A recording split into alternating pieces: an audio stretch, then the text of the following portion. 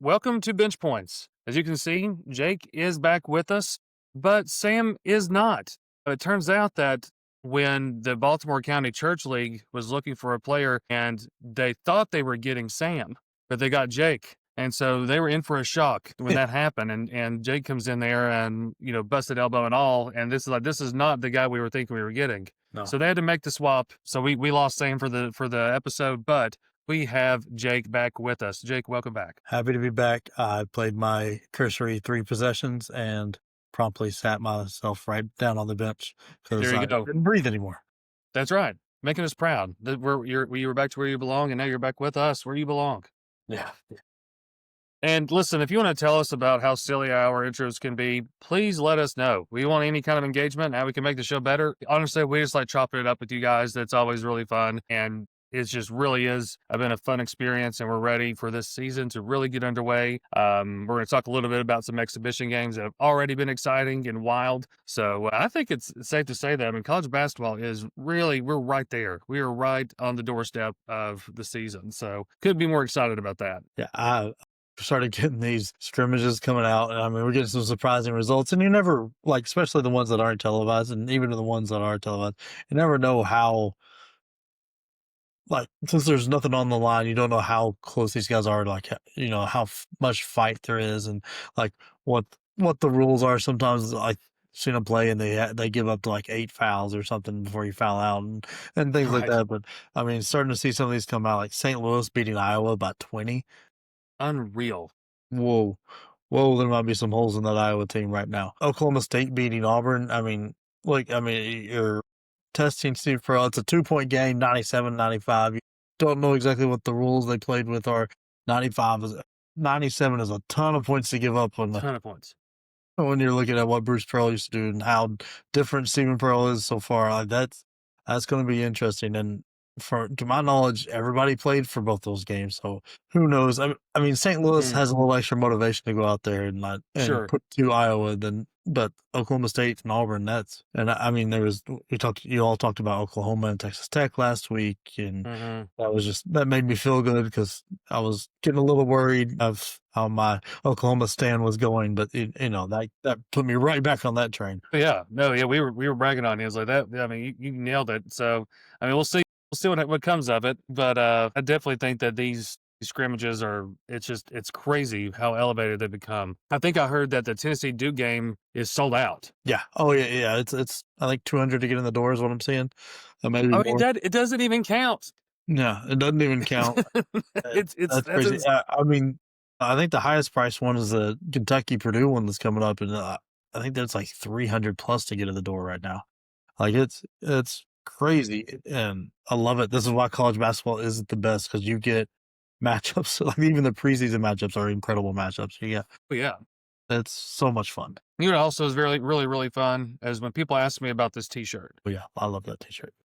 It is such a good T-shirt, especially to wear. I'm probably going to wear this tomorrow, and if it handles it and it keeps up, maybe even Saturday. Yeah, because there's a big game. That means a lot to us. Cigar. It'll look really good with a cigar. Oh yeah, and it's going to have a nice stench, a little ash burn on there. I can't wait. Yeah, big game this weekend, but definitely be wearing my WinWear shirt. And if you don't have a WinWear shirt, you need one. Go check them out at winwearapparel.com. And don't forget about our promo code, which is Bench Points, all one word, BenchPoints. That's right. That right? Yeah, I think it sounds right. But WinWear Apparel, go check them out. The trucker hats that they've just put out there are sharp. Very sharp. I like that a lot. But go see them. And also, if you're a fan of Survivor, and I'm not talking about Tennessee's defense, because that tends to be their style of play, is just surviving and bending and not breaking. There's another podcast within our network, and it's called The Bench Has Spoken. And you got 2 lovely ladies that are talking about Survivor and what's going on with that show. And so go and check those girls out, and they've got a ton of content. Actually, they're starting to get a lot of content and engagement. So yeah, talk to them about your perspective and your point of view, just like you do with us, but about the show Survivor. So go check that out. It's my guilty pleasure. I absolutely love that show. I'm the one that got Becca into it. And Did you really? I don't think I knew that. Oh yeah, no, that's something I've watched every season for. I've watched most of Really? it. Yeah, Awesome. even the Australia stuff, I can't get enough of it. I gamble on it with some friends and stuff. So Nice. we have a good fun. We have good fun with it. I love that. That's a great idea, actually. That's pretty cool. But yeah, go check them out. They do a great job. It's really fun. And well, now we got the housekeeping out of the way. We got to get into our bench behavior, and I think that there's really only one. Usually, there's quite a few that we kind of have to go through and eliminate, but there's one at the top of this hill, and it's Tua. Cool. Buddy, don't forget about the large log in your eye before you pluck it out of your brother's. Like, that is unbelievable. So essentially what happened is, and Jay, tell me if I'm incorrect on this, is that Tua said there's a lot of little things that they need to be improving on, like showing up to team meetings and being on time for team meetings. And it starts there, essentially, with why they're struggling so much and being, playing pretty terrible. Well, then it comes out that Tua is not a very punctual person and not a very dependable person on attending some of these meetings either. So, and you're supposed to be the leader of the team, and nobody had your back. Yeah, that chair was pulled out from under you. I don't think there was a chair there to begin with. No. It doesn't sound like. Like, this sounds like leading from the back rather than leading from the front. And Yes. that's not great. But especially when you're in the most protected position of anybody, like that's just not good. But also the fact that nobody stepped up and like said anything slightly like leaning like, yeah, he's right, we got to get that together. It was all like, hey, man, hey, you can think that all you want. That tells you a lot about what's going on, and that also doesn't give you a lot of hope if you're a Dolphin. No, oh yeah. And I just don't think. Sorry, I didn't mean to interrupt you. I just don't think. I think Mike McDaniel's just he's not the best. I think he can be motivating, but not like he can't lead through a recovery period. Like to lead you out of something. I think he leads you towards something, but not out of a tough spot. Does that make sense? Yeah, no, I think that's fair. Like because he's more of like a brain kind of thing than like the motivator style coach. So right, you need somebody in there to light a fire under your ass, and I don't see it out of him. I don't see any emotion really out of him ever. So it'd be hard to see him just lighting that fire to get everybody going and getting everybody rallied up. And honestly, if your quarterback, your team captains are coming out and talking about your player, if you're having this many player meetings that you're worried about people being late this early in the season, you're done. The season's over. Figure out what you're doing next year. And I've even heard, there's been some other players, like former players, talking about like players only meeting this early. Like that's those typically don't go well anyway, or at any point in the season. But for it to be this early, yikes! That is a bad situation in Miami. So Dolphins fans, feel for you. It sucks right now. I'm hoping something will change, but I feel like they always find a way to kind of hang around the bottom. I mean, it's that is just kind of sad. Yeah. I heard somebody say the other day that their grandfather had wait a minute. So before Dan Marino, it was I don't have a clue. Undefeated. They went undefeated. Let's just Marino went undefeated. Yeah, but there was something they said that they had this. My dad had Marino, and I have this. Like as a third generation, and I'm like, that's a sad reality. But anyway, so enough talking about we don't get too sad here on the podcast. So let's I want to bring up a little bit a kind of the mood. I have to recommend, this is a recommendation and a standing O at the same time.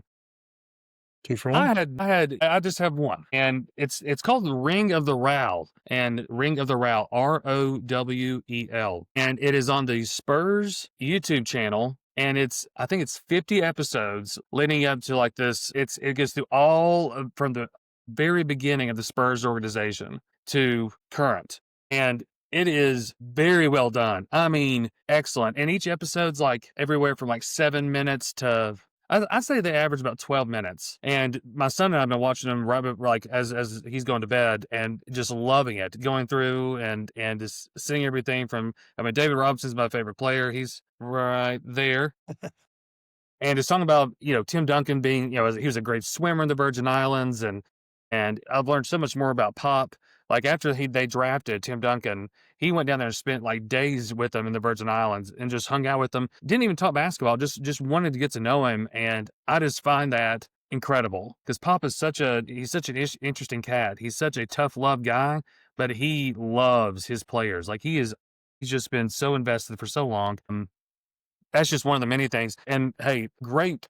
Here's the recommendation part of my standing O. The episode that is about Manu when he swatted the bat out of the air when the bat was in the arena is a great Halloween episode. So for a basketball fan, go check it out because that actually happened on Halloween night. And so it's they did a great job talking about it. And Manu was hilarious. And he goes, I mean, bats are no big deal in Argentina. I can't do the accent. Sorry, anybody that's Argentinian. That was awful.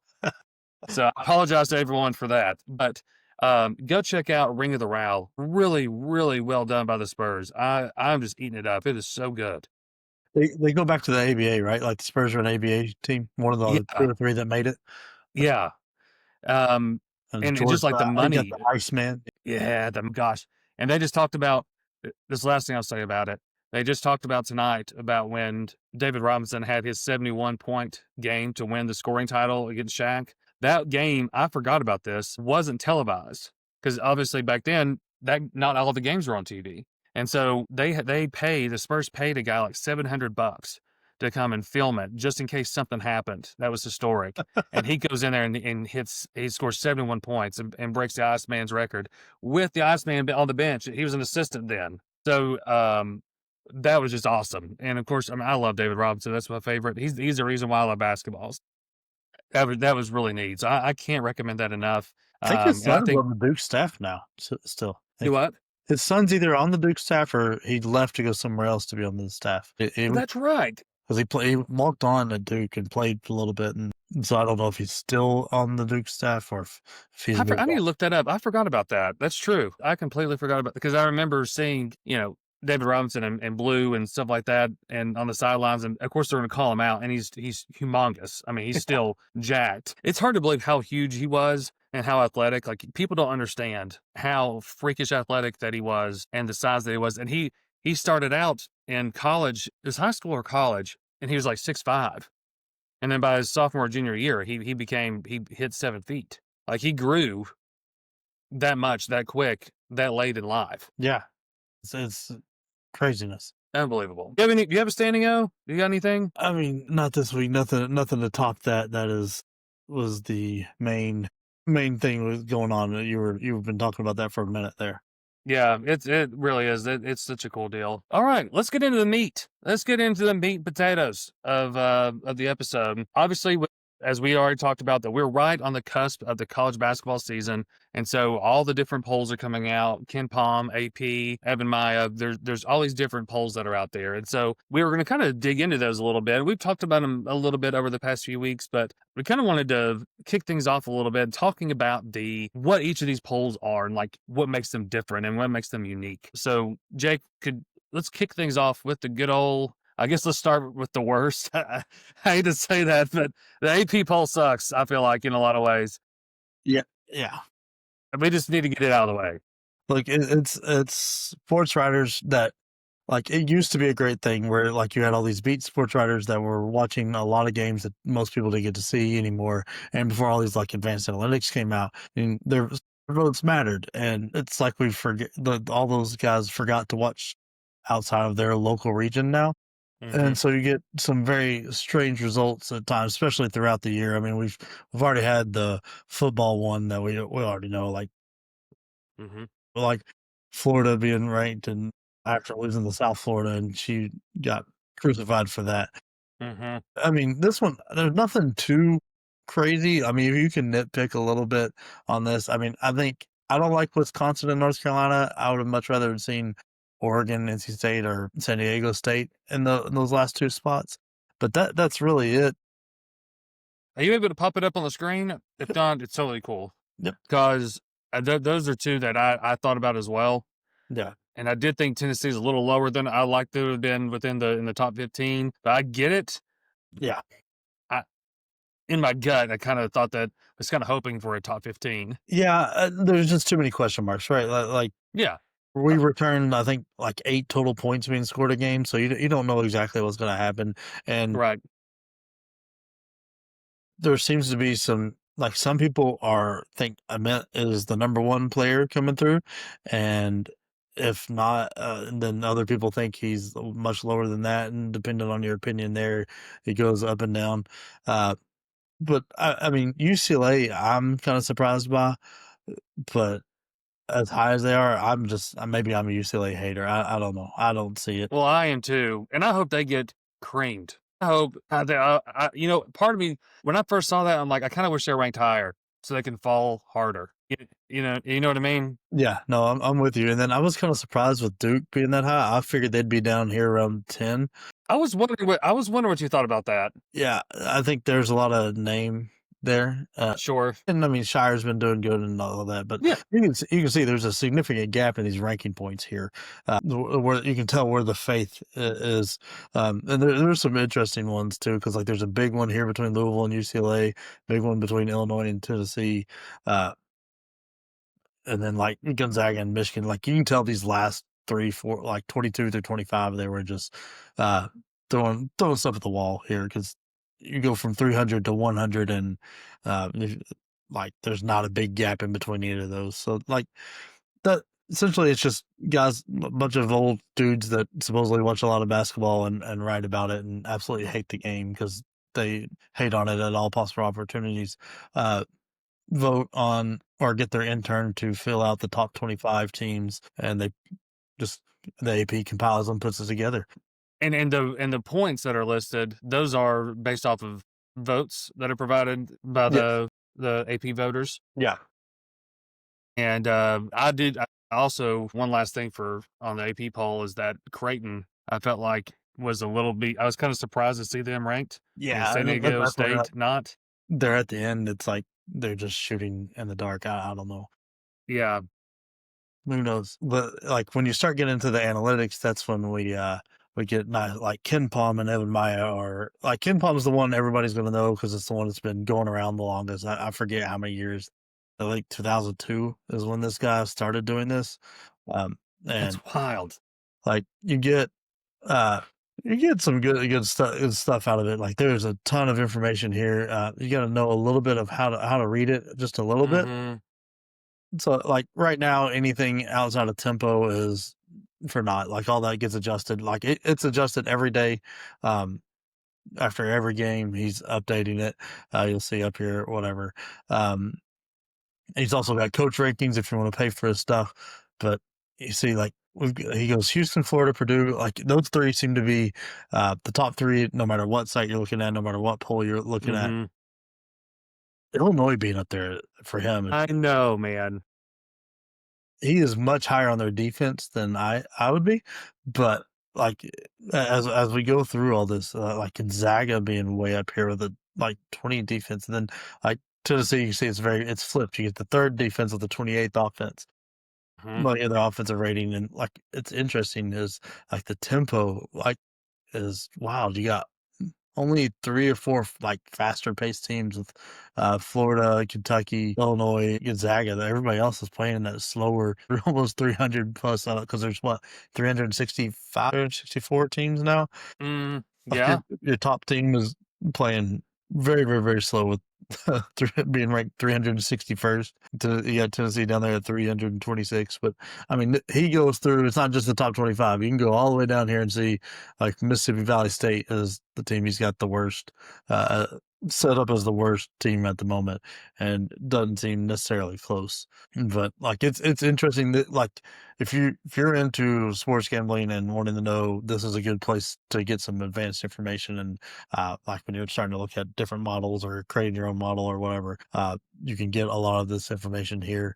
Especially the luck rating is interesting as you go through it, based on like how much should you have won, should you not have won, and like how many times you win games you shouldn't have versus like beating teams you shouldn't have, or getting beat by teams you shouldn't have. It's interesting. Then you've got like the strength of schedule ranking, like in offensive and defensive rating gets strength of schedule, and then you have your non-conference. Like these are all going like will be updated after the games. It's not looking forward. It's more of taking what has happened and then the like saying where you line up. Or like the EvanMiya one is more of looking forward kind of stuff. So you see, like here, he's got a lot more here. Like a little, it's a lot easier to read, especially if you're just getting into all this. Uh, but like it's going to be very similar in the rankings. Like you go Houston, he's got Duke up here in the top 3. Mhm. But Houston, Purdue, Duke, Florida, Connecticut. Like he's got Houston has the slowest team. Like he's got injury rankings, their home rank versus their roster rank. My favorite part of his is the kill shots. That is really can really tell you a lot about how well a teams put teams away versus letting them hang around. So I use this a lot to help me in my sports gambling. I use his site because he's got tons of good stuff. But it's very interesting, like the differences you'll see between like guys are looking at the same information, like the same information, the same uh, rosters and everything, and coming up with vastly different rankings for them. Like there you go, Duke at 3rd, where they were barely in the top 10 with KenPom. I mean, Tennessee's here at 15, where they were inside the top 10 for KenPom. Mhm. Like, and the difference in the offensive defensive scores, like he just combines them there. Like his site works a lot better. It's a little bit of it. It's just interesting. Well, you'll see here. See who the worst team is he's got. I bet it's still Mississippi Valley State. Oh, there's 365 teams. Yeah, you can see like it's not necessarily close, but like it's just very interesting to me, or how these guys like these rankings that they can look at the same information and come up with vastly different scores for these guys. But It really is. Well, EvanMiya has been you turned me onto this, and I've gone down to like some just rabbit holes of just looking through all the different options. It really is amazing how much information, and even just going back, I've been going back and like looking at past years of different Tennessee teams that that are memorable for me, or just any team in general. They've been fun to see, like the Auburn Final Four team, and you know, looking at that, just seeing how it compared to the rest of the league. I mean, it's pretty fascinating to toy around with, yeah, no, it's a lot of fun. and it's pretty affordable, right? I No can't clue. remember. I don't know what Evan Maya's charging. I think KenPom is like $25 or something if you want it, if you Yeah. really want to get into it. But really, he gives most information that, unless you're getting real deep into it, right Hmm. there on the main screen for free. I think the biggest benefit with Evan Maya is you can download it, and once you start paying for it. So, but it's the modeling stuff. I did stuff with Picture Professor for a while. He does that too. That is just Yeah, I way can't over my even head. fathom that. Like when you start trying to predict stuff, like is crazy. I like to argue the rankings because these nerds, they like to just look at numbers, and I like to wait and Hmm. see how teams fit and all that. And it doesn't KenPom take into consideration like the trend of a program? Like I'm Houston, not 1,000% sure how he comes up with his stuff. I've always wondered that because it seems that way, because I feel like that polls like EvanMiya and KenPom love Houston, because Houston's the dream for statistical support. They really kind of hit all the bases, and they're really strong in that area, hitting those fundamentals, and I mean they look great on paper, I guess is what I'm saying.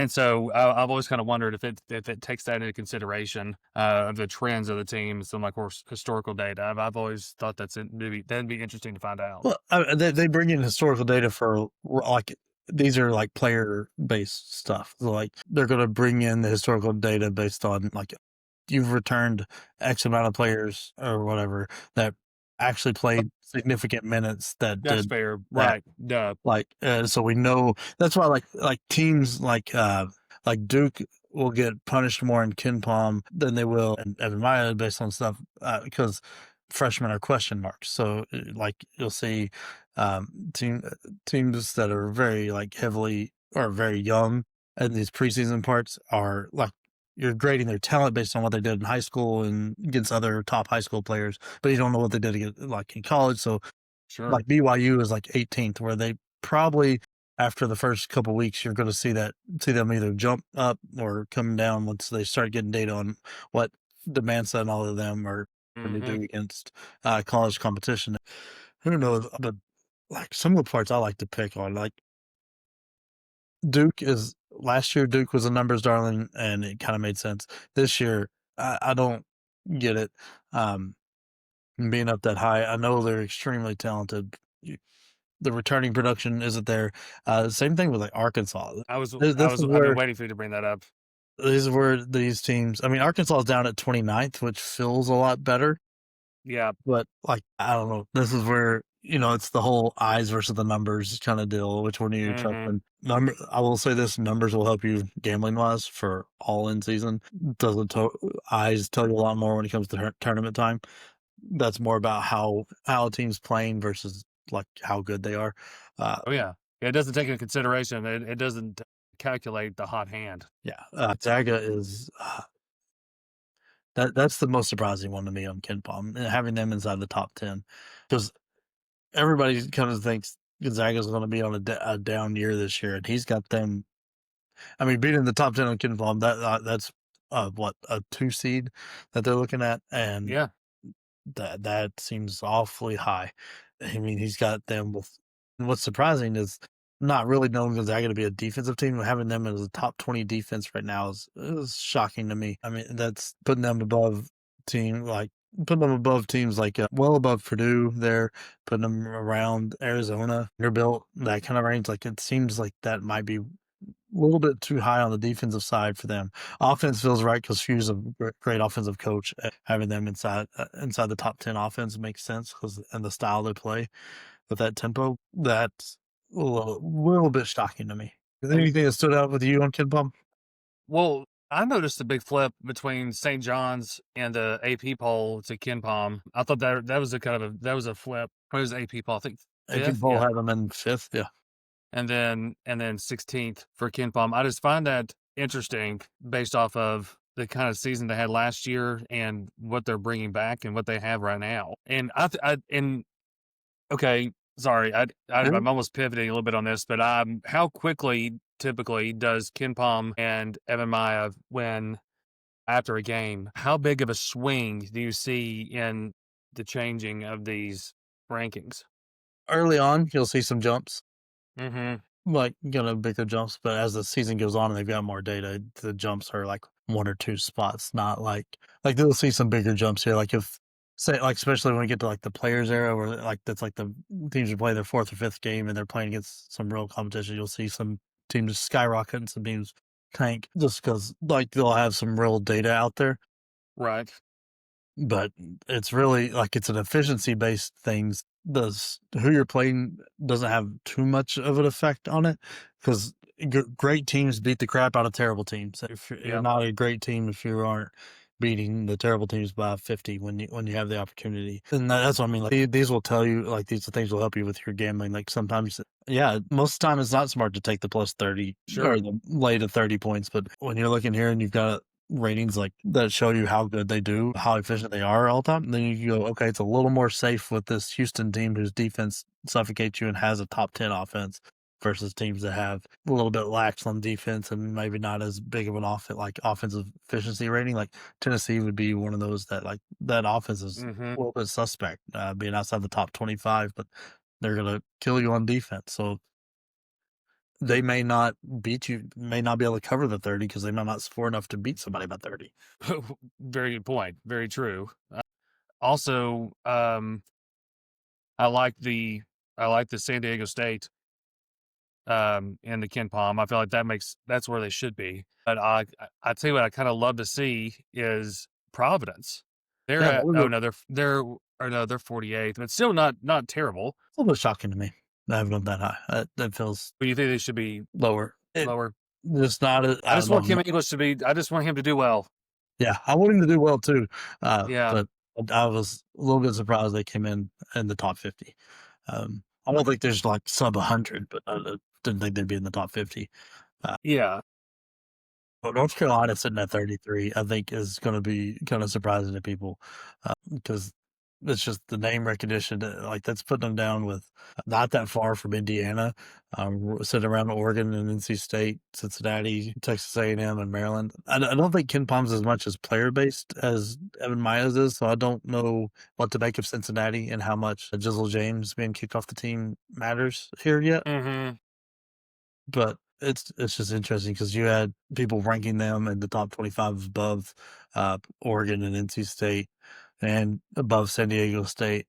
That is a little bit surprising. And then I think Auburn's getting docked for their coach quite a bit because they're sitting there at 31 on KenPom, and that's based on the talent that team had. That is it should be a lot higher. Yeah, and I think, and maybe I don't know. I think Oregon may be one of the sneakier teams to be like a really fun team to watch with like Nate Biddle and Jackson Shelstad. I don't know how you say his name, but I think they'll be fun to watch. But is one of them hurt? Did I hear that? Shelstad, he'll be back for the. I think he broke a hand, or something in a hand. Okay, maybe we talked about. I don't know. We didn't talk about that because that hadn't happened when we were talking on Oregon last. But okay, he'll be back. I think he might miss a game, maybe. I can't remember, but when it gets tough, he'll be back, and I'm confident that it's not going to be that big of a deal for him. I hope not, because I think they could be a fun team. This is something I was just playing. I shifted the rankings there, like by the offensive ranking. Having Kansas with a top 10 offense is absolutely shocking to me. That team, none of those players can shoot the ball from deep. And wait, no. Yeah. By defensive rating. Whoops. I need to pay attention to what I click. Kansas top 10 defense. That's a little bit shocking to me as well. Yes, but I don't know that their offense is right.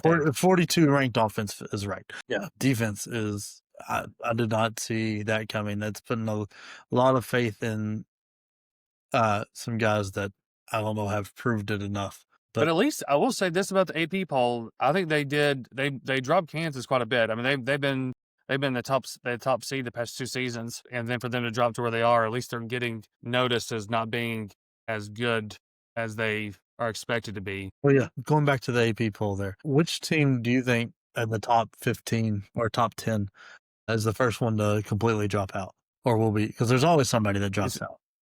I think it'd be BYU or UCLA. But I don't know. Well, BYU they are playing.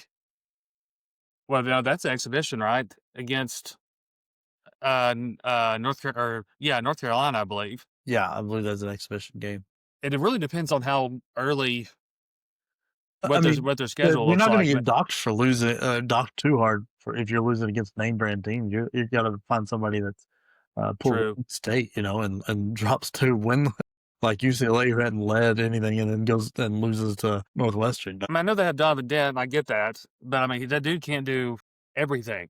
Yeah, and I know they have a supporting cast. I don't want to disrespect all of them, but I've really just it's the Napoleonite head coach that I have a hard time dealing with. I can't stand him. But no, I'd say BYU or UCLA. I'm just not very high on BYU. I think some of it's a name thing. I'm not gonna lie, but still, I have to see it to believe it. Yeah, that's probably the same 2 I would have picked. I think Kentucky's more vulnerable than people want to admit too. I could see that. I don't know that they'll drop out of the top 25. No, I think John's could. I don't know if they'll ever drop out of the top 25, but I think the first part of the year for St. John's is the same reasoning here. You've got brand new teams that are trying to figure it out that have very tough schedules. You can see them drop down there in the bottom part of the top 25 and then work their way back up as they come together. The top 4 feels like I don't have too many gripes with the AP poll this time. The top 4, which is a little bit surprising. It makes me kind of wonder if they've had to sharpen up a little bit. That football one probably woke them up and made them think a little bit. I hope so. I mean, I guess the biggest. I mean, I know you said like in the top 10 or top 15, but like I said before, I really would like to have seen San Diego State be ranked. I feel like they've earned that. I feel like Creighton. I don't know that they should be ranked, especially with Owen Freeman being hurt. So I just feel like that makes a difference. But North Carolina has to be ranked. I feel like that's like written. It's like in the gospel of the AP poll. I mean, San Diego State, they'll get there quick, and then they'll stay. It'll be kind of shocking if they get totally knocked out of there. I think that players era, you'll see them ranked by then, and then you'll see them jump fairly good. I think they'll have a good performance there. Also, Virginia got a couple points of love. Kansas State was a little bit surprising to me that they got as many votes as they did at 13. Oh my gosh! Which is, I mean, it's a ways from. I missed that. Still, like that put them ahead of Ole Miss and Washington, Vandy, all that in Missouri. That was a little bit shocking to me, and NC State and Oregon were right there about to be ranked 101 and 98 to 104. Mhm. But that's a big drop to San Diego State, and then after that, it just kind of comes way off. If I'm San Diego State, I like, and I said this, I've said this before. I use that as motivation, as just a little piece. Yeah, yeah, I think that's a bit disrespectful. yeah. Any little bit you can. Yeah. You can turn everything into insult. Kind of like that Michael Jordan meme, and I took that personally. Right. Yeah, like you gotta whatever you can do to get that little extra edge. So I mean, maybe we're providing it for Creighton, as you're saying they shouldn't even be ranked. They'll just have faith that they're out there listening to us. Yes. But like that's what's wild. Like you have AP voters have like it's all opinion based, and then you have like KenPom and EvanMiya who it's numbers based. Like Gonzaga is 21 in the AP poll versus like Gonzaga is way up there in KenPom. Mhm. And that's I mean somebody is way wrong, and typically that's the AP voters. But Right. which means I might need to reevaluate my hotel of Gonzaga. But that I just don't see it. I would love to have. I wish KenPom and EvanMiya would like you could hover over there and they defend it a little bit, defend what Yes. their ranking was. That would I be agree with that. like here's why.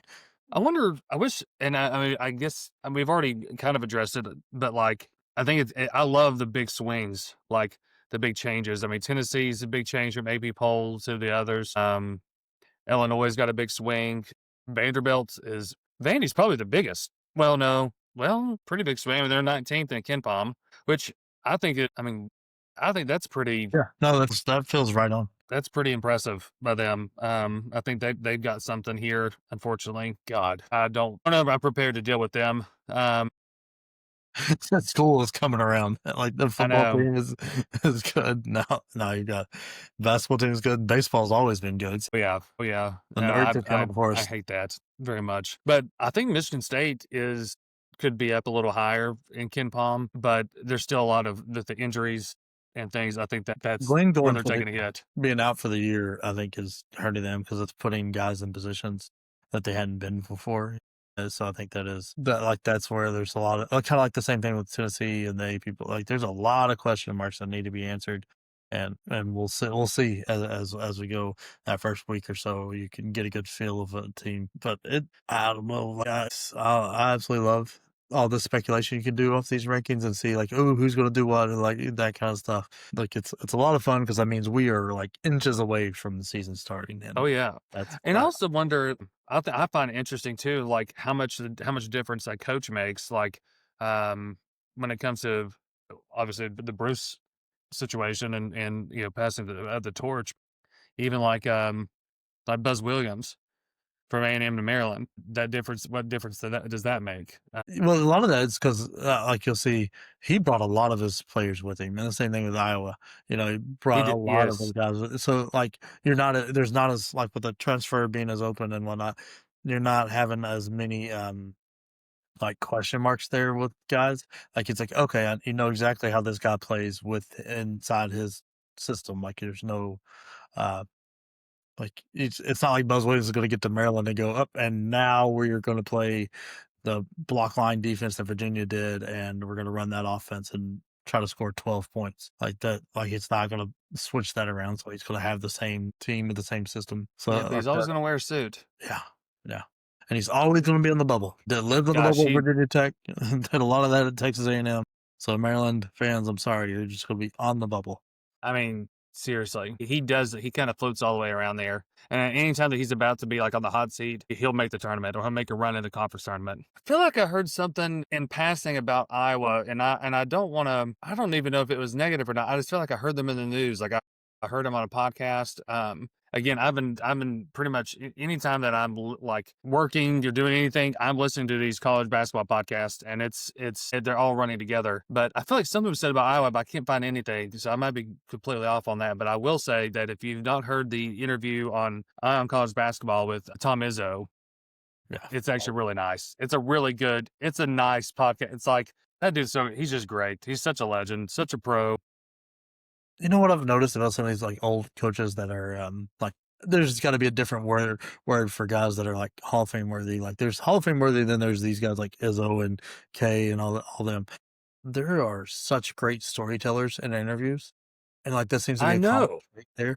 Like, the Yes. interview with Izzo, like, they're just incredible storytellers and can just recall crazy amounts of information from games that, like, from 20, 30 years ago, and it's just insane. I wonder how much of that is, like, your recruiting pitch has to be kind of a story you're telling before, like, NIL was involved and all that. It's like, but there's just something that stuck out to me as I've listened to a bunch of those interviews. Like, they're just fantastic storytellers. Even Boeheim is really good at it too. He is. Beckham actually may be one of the he might be one of the best ones. Like, he's a great interview, but I don't know, I just never really thought of him being a great interviewer, but that short interview, it was so good. And talking about, his players, they all come back and, they're very engaged and that poll that came out, and I think Sam mentioned that about what are the 2 coaches or what are they polled the coaches across the country. It's like, where would you want your son to go play college basketball? And it was Matt Painter and Tom Izzo, and they're really good friends and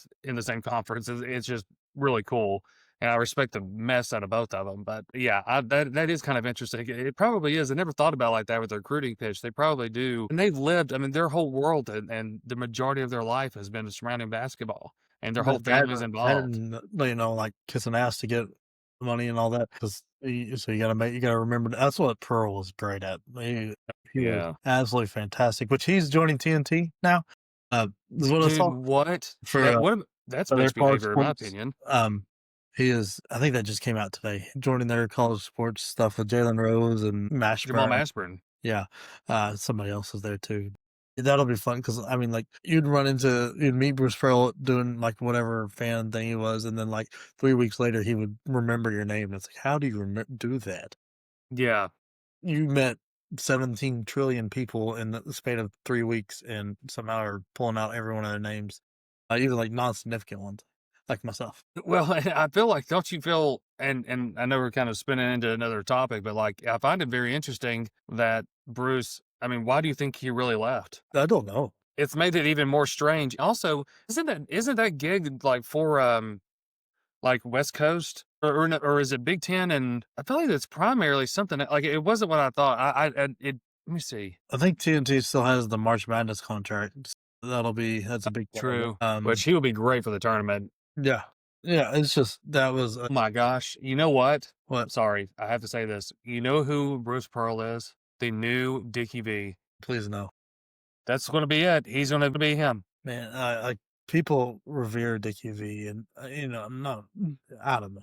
I never really enjoyed him calling games. He gets too into his own self and what he's wanting to nickname things and forgets the game's going on, and, like, he's talking about something that was 3 plays ago and not paying attention because he wants to yell out whatever random catchphrase he has at the time. He's an establishment though. Like for me, I remember when one of the times we beat Florida at home. I think it was I think it was one of the first times I ever remember the floor being rushed. Probably '06 then.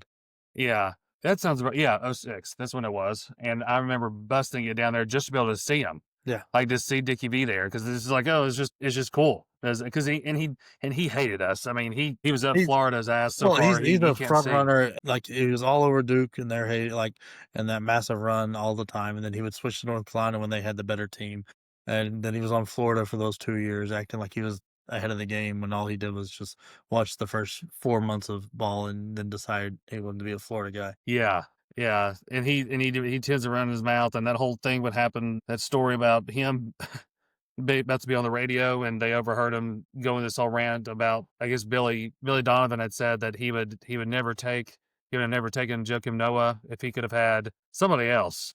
It was a, if he could have had 2 Corey Brewers or something like that. But just things like that. He's just in the mix, but I think Bruce could be in. Obviously he knows way more about basketball, Yeah. by a lot, but I can see him being that guy that's kind of face of college basketball. But I remember he did games before, but he was never a color commentator or anything, was he? Bruce, he just did. No, I no, think he he was just just did. halftime stuff, and I think that's what he's doing there too, is just like halftime. Like when his team was not in the tournament or Right. like got eliminated, he was one of the like I guess that was him trying out. I don't now that I'm looking back at it. So maybe that was the plan the whole time, and to give it to Steven with not give Auburn a choice. Yeah. Maybe that's what the evil conspiracy was just a little bit of nepotism, getting your boy a head start. Which Well, and I think I'm not sure that you want him to have that head start with the schedule that I'm yeah, assuming Bruce made. I was to say, I mean, he did it. That's gonna be a rough welcome to the league moment there. And I've heard, and this is a friend of mine had he shared this with me that apparently he has a friend that's in the mix at and really close to the Alabama or excuse me Auburn program, and that I don't think they loved some of the comments and the vocalness of his political stance. I think that had something to do with it, but I just don't think he was accepted as much in terms of the school itself after some of those comments, which is a shame in a lot of ways. But I like to believe he's just ready. He's just ready to move on, and it's time for him to go and be around his grandkids and all that. And I hope the best for him, but I'll be glad to have him. I just never want him to coach again. He can't ever come back. He can't ever come back. Oh, there's probably odds out there on how fast he comes back because Maybe he'll be the next scoot to the Knicks because I mean they need a new coach every few years, and he's always there's always drama around that around. it would be fun to see him go back to Milwaukee, and kind of bring them up, like kind of like Thad Matta's trying to do with Butler. Go there and get them established again. Like that would be kind of fun. But I think IU would be a great spot. they wanted him, but I think they're on their I think right now. Yeah, which I get that. That's another one that the polls has been interesting to see.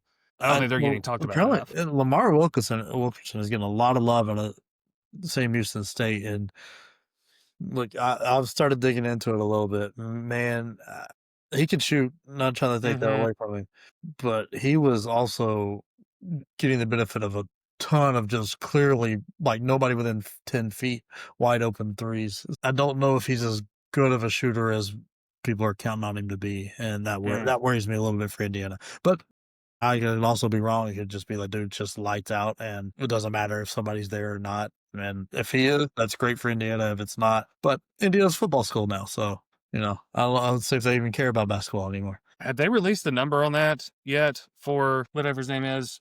Cocky ass Signetti. Oh yeah, I think 6 year, 90 something million is the extension he got. Dang, that is what really that's nuts. But you've got a school that's never been thought of relevant in football in forever, and now they are number 3 in the nation. Were in the playoffs last year and his first 2 years. So if you don't know who we're talking about, right. just Google him.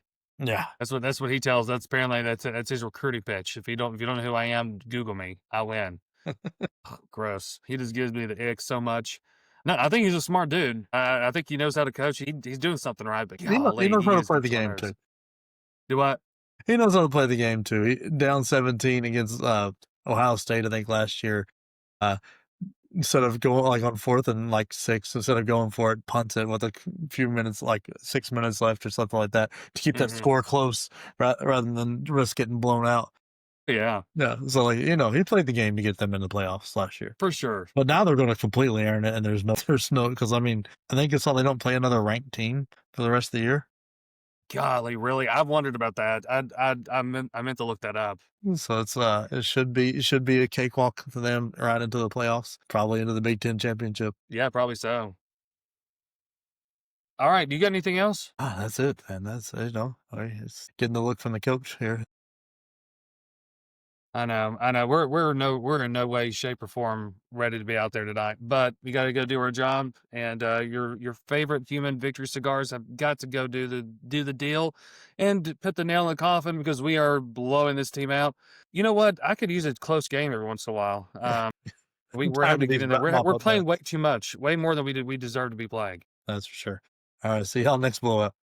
See you now.